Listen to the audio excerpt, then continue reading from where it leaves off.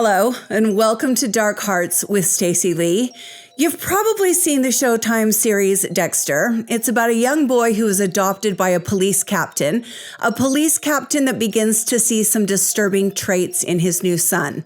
As the boy grows, the cop realizes that his son is a psychopathic killer, and so the cop, knowing that psychopaths cannot be cured, teaches his son to kill only those who do bad things to other people. Dexter is raised to kill only other killers. Now, Dexter is also a cop. To be specific, he is a blood splatter analysis expert, and this expertise comes in very handy when Dexter decides to kill someone. He has a very specific manner of killing that leaves absolutely no evidence behind. I thought it was a really good show until the ending, and it brought a lot of information about blood splatter and spatter analysis to the public, even if it was a fictional account of what happens at a crime scene. Today, I have a story for you about a killer who wasn't just a fan of Dexter. He wanted to be Dexter. This is the story of Mark Twitchell, the Dexter Killer. I'm your host, Stacey Lee. Let's begin.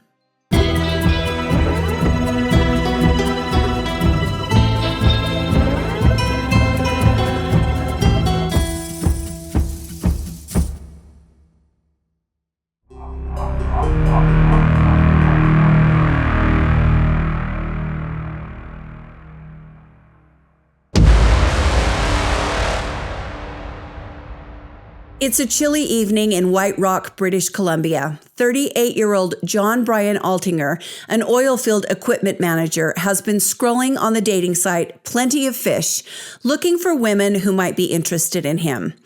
Instead, he unknowingly begins talking with a killer. This is Mark Andrew Twitchell, born on July 4th, 1979 in Edmonton, Alberta.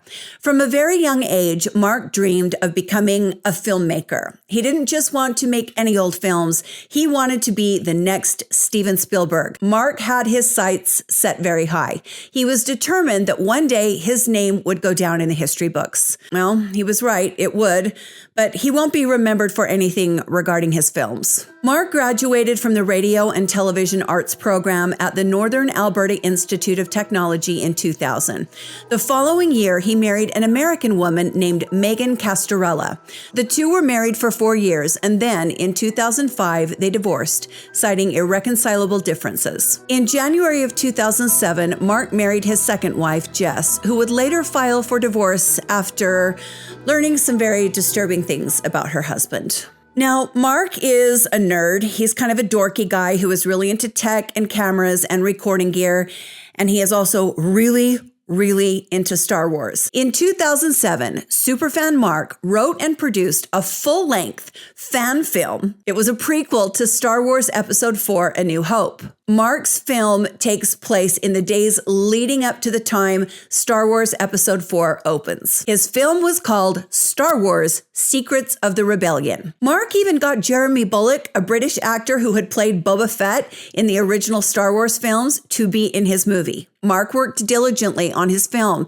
It wrapped filming and went into post-production, where it has stayed ever since because of the events that we will be talking about today. On October 3rd, 2008, this man, Gilles Tetreault, was preparing to meet a woman he'd met online. Her name was Sheena, and Gilles was very much looking forward to this date. Gilles and Sheena had been communicating online for days, and Gilles was hopeful that this time he'd finally met someone who he had a connection with that would like him back. Sheena sends this online message to Gilles, giving him directions to her house. She sounds excited to see him, and she says that the door to the garage will be halfway open so he can get into the garage. Now, call me a psychotic, paranoid freak, but if I'm getting directions to a half-open garage door, no, I'm not going in. I'm not ducking under a half-open garage door so I can get my head chopped off. I've been doing this for too long. At the end of this note, Sheena writes, "The half-open car door is a dead giveaway, LOL. See you 7 on Friday." Sheena doesn't give Gilles the actual address. Instead, she just describes the location for him. Gilles arrives at the garage, ready and excited to meet his date, Sheena. He bends down and eases under the door that is halfway open, and immediately he feels someone grab him from behind. Gilles is in shock, but quickly realizes this is a setup. There is no Sheena. He is now face to face with a man holding a gun and a stun baton. I'm going to play you a clip of Gilles telling the police what happened next. He must have grabbed me, and we started struggling. Oh, and I'm guessing during this, that's when I'm like, okay, I gotta try to fight. And that's something I missed, actually. I tried punching him too, but I was so weak. And I remember trying to punch him, and I know I can't hit this mask because that's gonna hurt my hands, so I'm trying to punch him in his chest. And I'm thinking, man, why am I so weak? And my punches aren't, I feel like I'm not doing anything, and it's like my punches are so weak. And then, so I realized, okay, I'm punching him, not going to do anything. He's way bigger than me, and can't do anything. So then I started trying to kick him in the but I tried a few times doing that. Did you get him? No. Did you hit him? No, couldn't. And did he hit you? No. What about kick you? He tried, but I swerved as well. So Like, is this an all-out intense battle, or is it like... No, that's the thing, is like, this is the whole thing. This is what I'm thinking. While I'm doing this, this guy, he had, if he was more professional, he could have killed me right away. Like right when I walked in, I didn't see him. He could have hit me over the head with a bat, a baton, or anything. Yeah. He could have knocked me unconscious right away. And I don't know why he did that. His whole plan was to use this taser thing on me first, and that was stupid on his part. But he had many chances to kill me, he never did. So he had that's why I thought afterward all this happened, he had a bigger plan for me. I thought maybe he was going to handcuff me and take me somewhere and do something. So you're now trying to punch him, you feel weak, you're trying to kick him, you're not connecting. Yeah, that's when he goes, well, since you're not cooperating, this is the way it has to be now. And then he starts punching me in my left side of my face. And for some reason, again, it would have been more effective for him to punch me in the nose, the eyes, you know, something. Because if he had punched me in the nose, I'd have been down, right? But he was punching the side of the head, trying to get my temple or knock me unconscious for some reason. I'm not sure. Gilles struggles with the man, and then he is able to break free from him. He escapes underneath the still halfway open garage door and runs into this alley. Gilles is shaken and he's in shock. He runs back to his car and he drives away. As his heart pounds, he thinks about how this is going to look. He's embarrassed that he's been catfished online. He's embarrassed that he thought he was going to meet a woman, and that woman turned out to be a man that tried to kill him. And so, in his embarrassment, Gilles decided not to call the police. Now, look, my friend, I get it. This is not a great story, but you did fight off a murderer and get away. And I just have to say this, your choice not to report this had dire consequences for someone else. And it's important to me to always put this out there. Please, please, please report things like this to the police. Just because you are lucky and you get away, that does not mean someone else later on will. There will be tragedy if you do not report this. And I'm not trying to pile on here. I'm sure Gilles recognizes this now. And I think he would probably be okay with me using his story as a reminder that we should always, always call the police when something like this happens. Gilles Tetreault has just escaped the clutches of a very dangerous man, filmmaker Mark Twitchell. And Mark is just getting started. The weather has turned even colder. No one on earth except Gilles and his attacker are aware of what happened a week earlier. Another lonely heart is searching for love online. Johnny Altinger, who I mentioned earlier. Johnny lived in Edmonton, and like Gilles, he had been spending time on Plenty of Fish looking for a partner. Johnny met someone he thought was a woman online, and again, he was summoned to meet her. Johnny got dressed in his best clothes, he sprayed a little cologne, and he got into his car, excited for his date with this new woman. He was never seen again. 3 days later, Johnny's friends and family members became concerned when they received a strange email from Johnny's account. This is a copy of the email they received. It says, "Hey there, I've met an extraordinary woman named Jen who has offered to take me on a nice long tropical vacation. We'll be staying in her winter home in Costa Rica. Phone number to follow soon. I won't be back in town until December 10th, but I will be checking my email periodically. See you around the holidays, Johnny." The email was dated Monday, October 13th, 2008, and it immediately raised the alarm. First off, this did not sound like Johnny to anyone who knew him. It wasn't typical of him to send emails to his family and friends. And most importantly, Johnny was not the type of person to take off to Costa Rica with a strange woman no one had ever met. Friends and family began to call Johnny, but there was no answer. Then they began speaking amongst themselves. Something was wrong. Something was very wrong, and they all knew it. So they decided to call the police and report Johnny missing. Luckily, Johnny had shared with his friends the fact that he was going to meet a woman he'd met online, and his friends actually had a copy of the directions that this woman had sent to Johnny, telling him where to meet her. This was very smart on Johnny's part, and is, of course, something everyone should do if they choose to meet someone online, which I would highly discourage anyone from doing. If you are going to go and meet someone you have only met online, please do not meet them in private. Only meet people for the first, second, third times in a public place.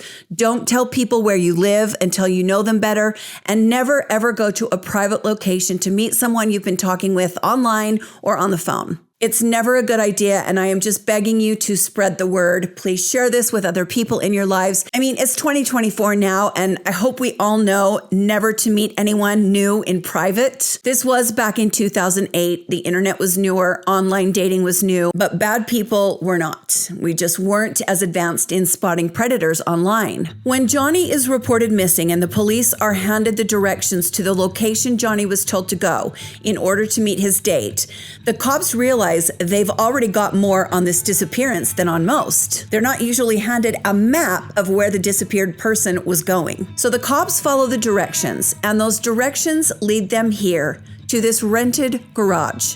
The cops gain access to the garage, and inside they find these items. First, they find a stun baton and a fake gun. Immediately, they realize this is bad. Why would anyone have a stun baton? I don't think those are even legal. I just watched a horrible new film the other night. Jason and I watched it. It's called Black Cab, and it's on Shudder. The killer uses a stun baton in that film. They're really scary weapons. Actually, I shouldn't say the whole movie was bad, but the ending was so bad that it made the rest of the movie bad. But you can actually kill someone with a stun baton. If you give someone enough volts with one of these things, you can kill them. According to the movie that I watched, they're not legal in England because the killer says he got it off the black market. I highly doubt these things are legal anywhere. They're so dangerous. So the cops have this stun baton, and they've got a fake plastic gun, and that's enough to get a warrant. The cops bring in a CSI team, and they spray luminol around in the garage. As you can see here, the garage floor lights up like a spotlight. There is a large spot on the ground glowing bright blue, and they know there has been a lot of blood there. Also inside the garage are a couple of tables, as you can see here, and you can also see in this photo with the tables the blood spot in regular light. It does look as though someone has tried to clean it up, but you can very clearly see this spot on the ground. Something darker has been spilled there. This photo shows lots of paper towels, cleaning supplies, and even a liter of bleach. This is a very depressing little garage, and honestly, knowing what happened here makes it even worse. The police continue their search of the garage. They find this pipe that is very obviously covered in blood. There's blood on the length of the pipe, and there is blood on the threads at the end of the pipe. And in the corner of the garage is this metal barrel. This is not an automotive or industrial business Mark is running. He's making movies, and police believe he's killing people now. A barrel like this would be perfect for burning things in. The police locate the landlord for this rented garage, and the landlord tells them who the person is that's renting the garage. And that is when the cops are introduced to Mark Twitchell. When they find Mark, he is driving Johnny Altinger's car. And inside that car are Johnny's keys, along with a gas can that Mark is planning on filling with gas. The police know he's got plans to burn something, and then they think back to that metal barrel they found in the garage. So the cops ask Mark Twitchell, "Why are you driving a missing man's car?" And Mark says, "Well, I met Johnny Altinger and I bought this car from him for $40. This guy really expects anyone to believe that someone's going to sell them a car worth $10,000 for $40. Oh, and the guy's missing. I mean, you talk about guys with big egos that just think they are the smartest person in the room and the rest of us are idiots. The cops look into who Mark Twitchell is. He owns a company called Express Productions. People who work with Mark say he's a hardworking film professional, and from what they know, Mark has just been paid several $1 million to produce an upcoming comedy that he has written. Now, I'm not sure how a multi-million-dollar film is going to be shot out of this piece of shit garage, but this is what Mark was telling people. And I tried to dig around and find out if he'd actually been given $1 million. There's some credible proof that he did have a film deal. The cops find out that Mark is married and has one child with his wife, but that his wife has recently kicked him out of the house for cheating. Mark is now living with his parents because, of course, he was. Mark was talking with multiple women online, and he used, as his profile photo online, Michael C. Hall, the actor who plays Dexter. On October 20th, 2008, Mark Twitchell is taken to police headquarters where he is confronted by detectives working on the disappearance of Johnny Altinger. There's something else I want to tell you, Mark, and that's that there's absolutely no doubt in my mind that you're involved in the disappearance of John Altinger.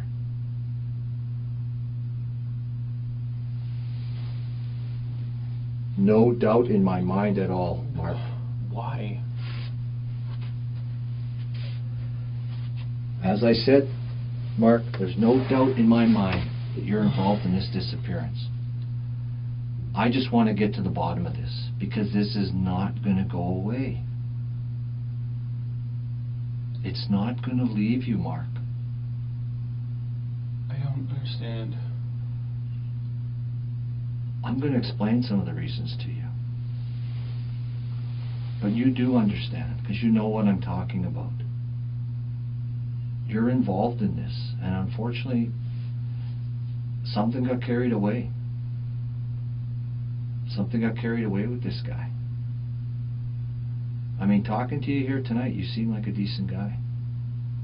And I think that something happened that night that maybe you just didn't have total control of. And I'm here to get to the bottom of it. Because it's not going to go away. This is going to stay with you. And we need to clear this up here and now. We need to clear this up tonight. Are you that cold a person, Mark, that you can live with this the rest of your life? Doesn't bother you at all? What does that mean? Well, you're involved in this disappearance of this guy. But we'll live with it. What do you mean? Well, what you did to him. You can live with that? That's what I mean. You can live with that, what's happened to him? I mean, only you know what's happened to him. I'll find that out eventually. It's going to take me a little time. I just got involved in this case today. But it's so obvious you're involved, Mark. After Mark is interviewed and refuses to confess, he is released. But the cops continue to investigate Johnny's disappearance. The police continue to go through Johnny's car, the car that Mark had been caught driving. The CSI team tears the vehicle apart. In the trunk of Mark's car, forensic scientists find blood. It is very visible here in this photo. Also in the car, this knife and sheath, which both have human blood splattered on them. The blood is sent off for DNA testing, and it is confirmed that it belongs to Johnny Altinger. The cops are also able to take Mark's laptop, this Toshiba laptop here with Spider-Man stickers all over it. On the laptop, the cops recover a deleted file that is entitled SK Confessions. What is SK Confessions? It is a script about a man who decides to become a serial killer. In the script, the main character talks about having a rush of euphoria when the decision is made to become a killer. Now, the script is obviously for a film. It's long and it's detailed, and someone has put a lot of time into writing it. So why has Mark deleted it from his laptop? At one point, the script says, quote, "This story is based on true events. The names and events were altered slightly to protect the guilty. This is the story of my progression into becoming a serial killer." Police continue to read the script, SK Confessions, and they come to a chapter about a victim who got away. The cops talk amongst themselves about this chapter, and they realize this guy is writing about himself, and he's tried this before. This script makes it pretty apparent that Mark is speaking about his own experiences, and the cops are like, we got to find this guy. We've got to find the one who got away. The police feel like if they find the one who got away, they will be able to nail Mark Twitchell for murder. Now, I've told you about the fake gun, the stun baton, the cleaning supplies, and the barrel found in the garage along with the blood stain.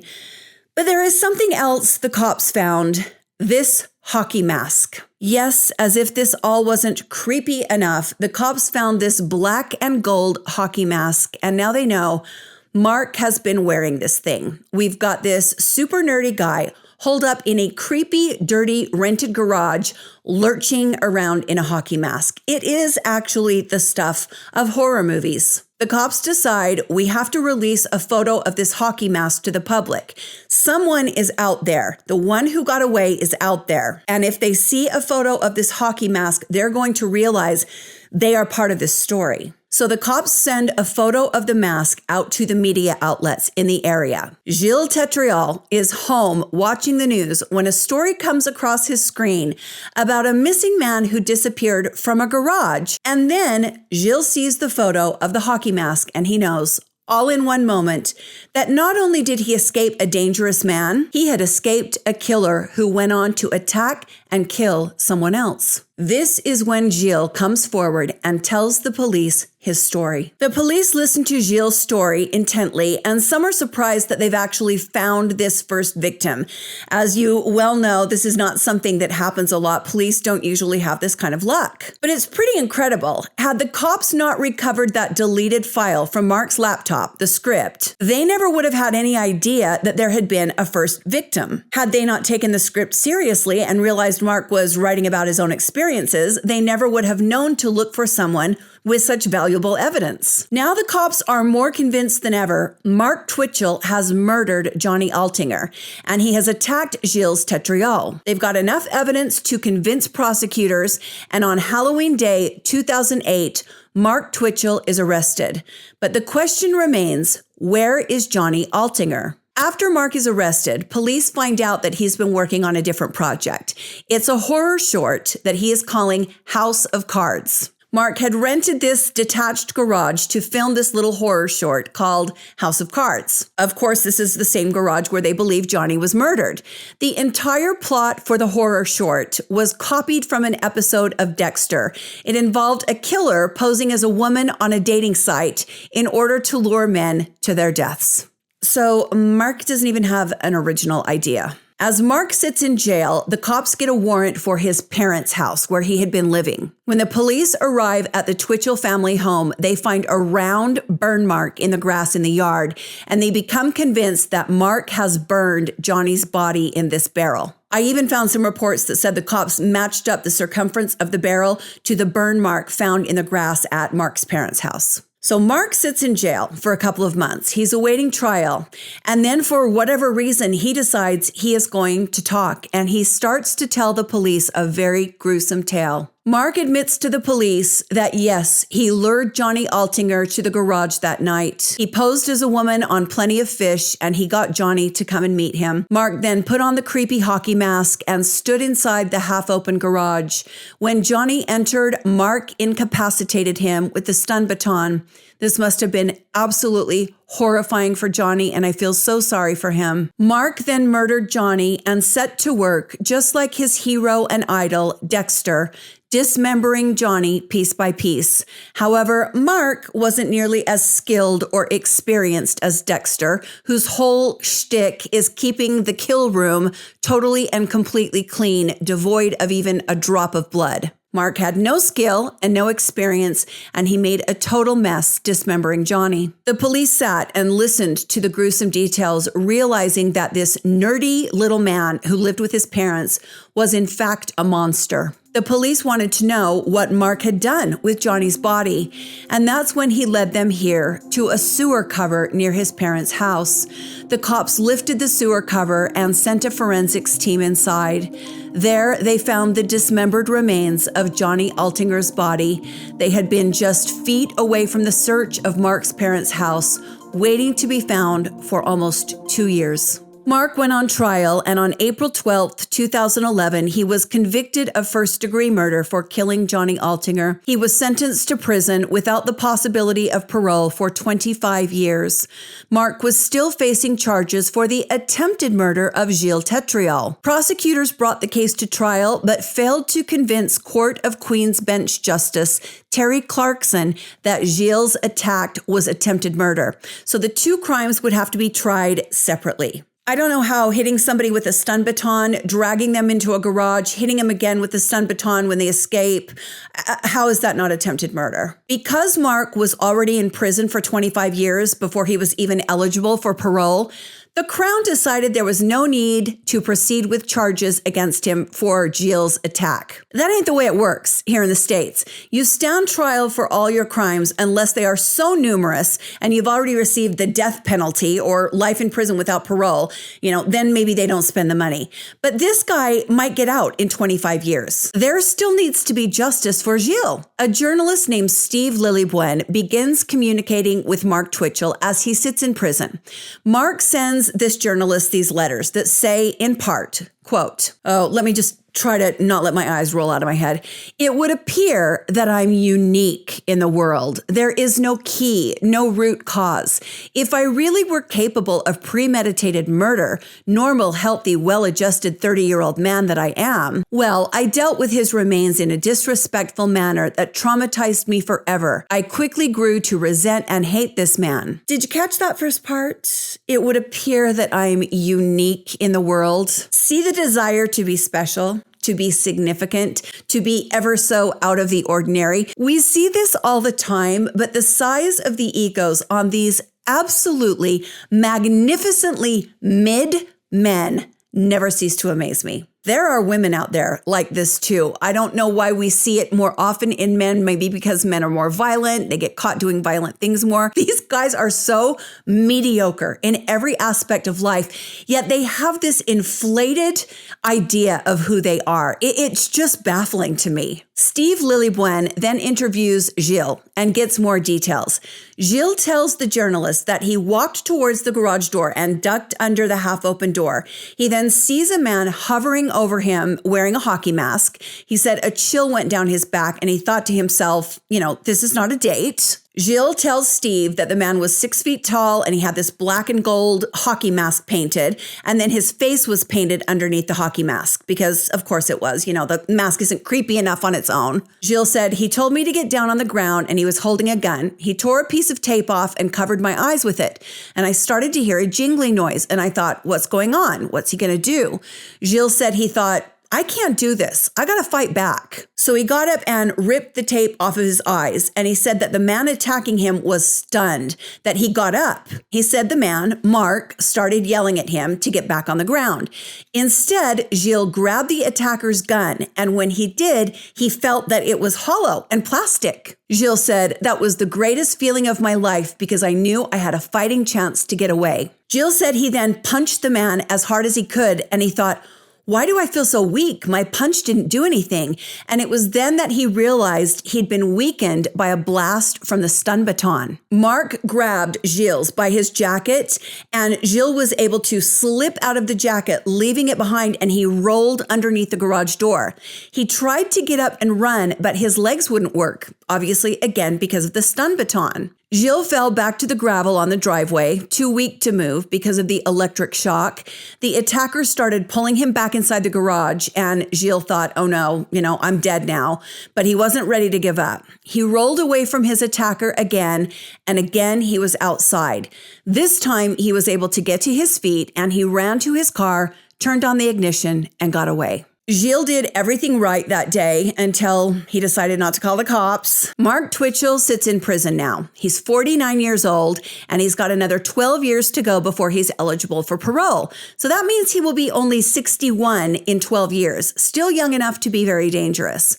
The police are convinced that Mark had plans to continue to kill. So why let him out? What is going to happen when he gets out? Why would they let someone like this back on the streets? I know this is Canada and things are done differently up there, so it is my hope that authorities continue to monitor this man. He'd never get out if he lived here in the States, and we all know far too well that there really is no rehabilitating killers like this. This man had no reason to kill. He didn't kill for money or for love or for revenge. He killed because he wanted to be like his idol. A man who never existed, a television character he'd seen on his screen. Dexter is not real, but Mark Twitchell is. Dexter doesn't scare me, but do you know what does? Knowing there are many more Mark Twitchells out there, just waiting to be discovered.